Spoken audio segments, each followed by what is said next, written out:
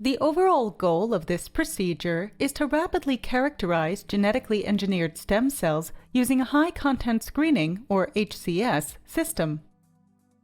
This is accomplished by first designing and preparing experiments for a 96-well plate, and then plating the different populations of engineered stem cells.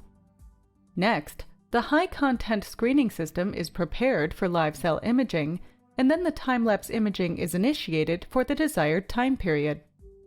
Then, after completing the time-lapse imaging, the culture plate is prepared for cell staining procedures such as propydium iodide staining for cell death or Ki-67 immunolabeling to characterize cell proliferation. Finally, the 96-well plate is reloaded into the high-content screening system for fluorescence imaging and image acquisition. Ultimately, the image analysis software is used to conduct data analysis for determination of different cell growth parameters.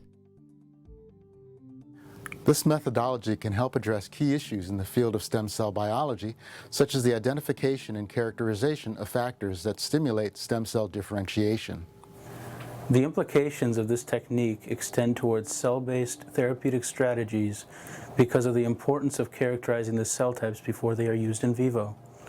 This method can provide insight into cell behaviors and can be applied to virtually any adherent cell type that grows well in culture. Additionally, these approaches can potentially be used on whole organisms such as zebrafish larvae.